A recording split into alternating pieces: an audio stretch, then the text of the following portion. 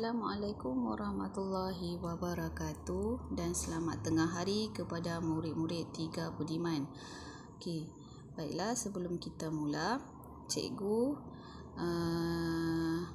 ingin kamu semua untuk membuka modul PDPR yang bertarikh 27 Mei 2021. Okey. Jadi pada hari ini kita akan cuba untuk menghasilkan jawapan pemahaman berdasarkan soalan bertumpu. Arahan: baca petikan dengan teliti, kemudian jawab soalan-soalan yang berikutnya. Kesihatan diri penting untuk menjamin kesejahteraan hidup. Terdapat pelbagai cara untuk menjaga kesihatan. Cara utama menjaga kesihatan diri adalah dengan bersenam. Kita perlu bersenam sekurang-kurangnya 3 kali seminggu selama 20 minit. Badan kita akan cergas dan otak kita akan cerdas. Okey, perenggan yang kedua, seterusnya kita perlu mengamalkan pemakanan yang seimbang. Kita hendaklah mengurangkan pengambilan makanan yang manis dan berlemak. Makanan yang manis dan berlemak dapat menyebabkan kita menjadi gemuk. Okey, perenggan yang ketiga, selain itu, tidur dan rehat mencukupi juga amat penting untuk kesihatan. Apabila kita tidak cukup tidur, badan akan menjadi lemah dan mudah dijangkiti penyakit. Baiklah, soalan yang pertama, apakah cara untuk menjaga kesihatan diri? Okey. Jadi kata kuncinya di sini ialah cara untuk menjaga kesihatan diri. Okey, kita rujuk pada perenggan yang pertama. Okey. Kesihatan diri penting untuk menjamin kesejahteraan hidup. Terdapat pelbagai cara untuk menjaga kesihatan. Cara utama menjaga kesihatan diri adalah dengan bersenam. Okey. Kita gariskan di situ. Okey, jadi untuk soalan yang pertama, jawapannya ialah cara utama menjaga kesihatan diri adalah dengan bersenam. Okey, jadi salin sahaja ayat yang telah kamu gariskan. Okey, seterusnya soalan yang kedua, berapa kalikah kita perlu bersenam dalam seminggu? Baiklah, kita rujuk semula perenggan yang pertama. Kita perlu bersenam sekurang-kurangnya 3 kali seminggu. Okey, jadi jawapan yang kedua untuk soalan yang kedua ialah kita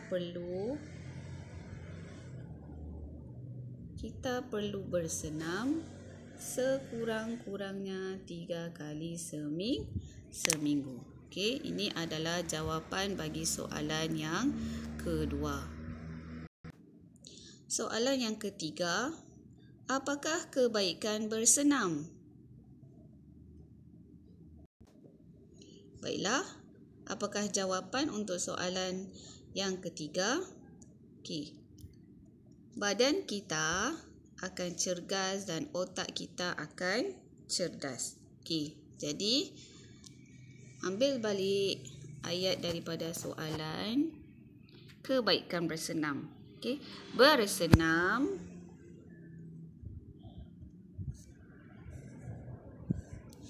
sebentar ya. Jadi jawapannya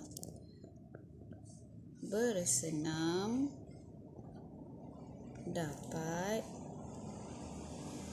menjadikan badan kita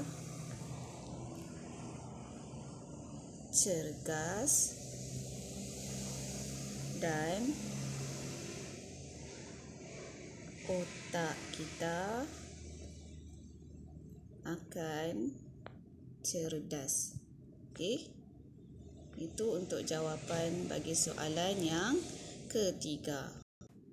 Baik, untuk soalan yang terakhir, soalan nombor 4. Mengapakah kita perlu mengurangkan makanan manis dan berlemak? Okey. Jadi jawapan kita ambil dahulu daripada soalan.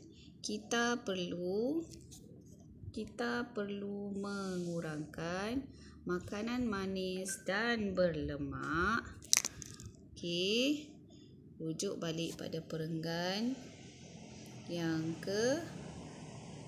kedua. Okey. Kita perlu mengurangkan makanan manis dan berlemak kerana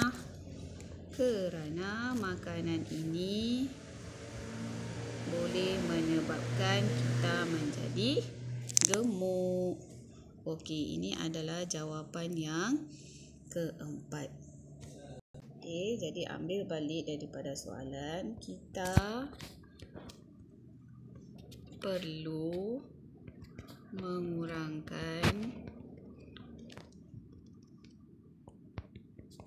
makanan manis dan berlemak kerana perlu ada kerana makanan ini akan menyebabkan kita menjadi gemuk. Baik, itu saja pembelajaran kita pada hari ini, dan pastikan murid-murid dapat menyiapkan soalan pemahaman ini pada hari ini. Okey, sekian itu saja. Terima kasih.